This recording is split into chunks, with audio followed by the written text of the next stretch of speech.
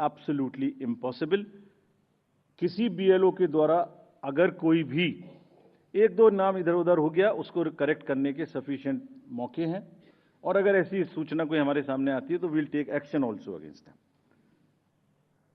After explaining SSR, I will come to the EVMs.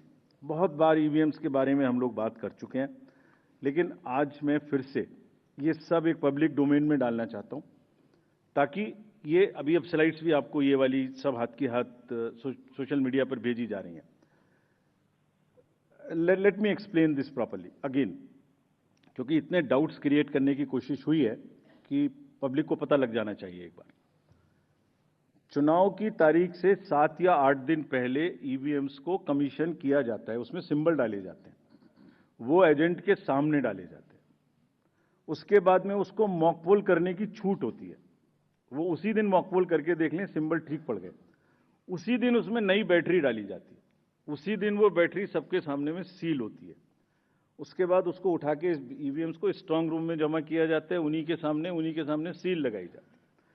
उसके बाद में जिस दिन पोलिंग डे होगा उस दिन सील उनके सामने तोड़ी जाती है, and they are allowed to remain at the strong room. Polling day में डिस्ट्रीब्यूशन के बाद पोलिंग स्टेशन पे सबसे पहले कहा जाता है, आपको ये वाली सीरियल नंबर की पोलिंग ईवीएम दी गई थी, प्लीज चेक वही है, आपने सील लगाई थी, प्लीज चेक वही है, उस दिन आपने मॉक पोल किया था, आज फिर कर लीजिए, सुबह सबसे पहले फिर मॉक पोल कर लीजिए। Polling agent is inside the polling station. शाम को वो दिन भर रिकॉर्ड रखते हैं कौन आया कौन गया। शाम को पोल खत्म होने से पहले, पोलिंग स्टेशन छोड़ने से पहले, form 17C account of votes, किसमें कितने वोट पड़े इसकी संख्या उनको दे दी जाती है। I will cover this point again when I come to VTR. EVMs को वापिस स्टोर रूम में लाया गया, फिर उनके सामने ताला लगाया गया, फिर काउंटिंग के दिन आए, फिर कहा भाई काउंटिंग में फिर देख लो वही मशीन है, फिर सील चेक कर लो। उसके बाद में फॉर्म 17C से मिला लो। अगर 17C से काउंट मिलेगा तभी काउंटिंग प्रोसीड करेगी। तो पोलिंग स्टेशन छोड़ने से पहले आपके हाथ में 17C दे दिया, काउंटिंग से पहले फिर मैच करके आपको दिखा दिया। उसके बाद 5 रैंडमली सेलेक्टेड वीवीपैट्स की गिनती भी कर ली। ये नेक्स्ट सारी चीजों को बहुत बार चैलेंज किया गया। देखिए, मैंने पिछली बार भी एक किताब आपको दिखाई थी जो हमने बनाई है, वेबसाइट पे डाली है, आज फिर दिखाता हूं।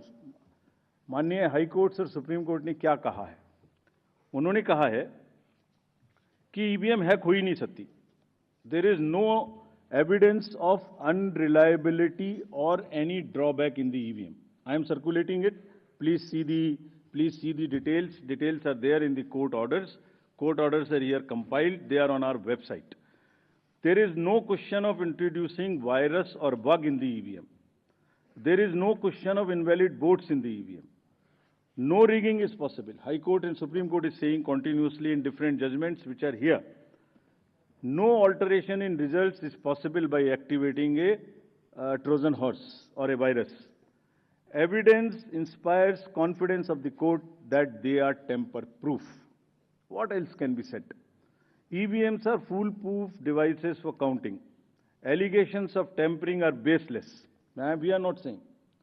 We are speaking now because we don't speak when elections are on. And I want to clarify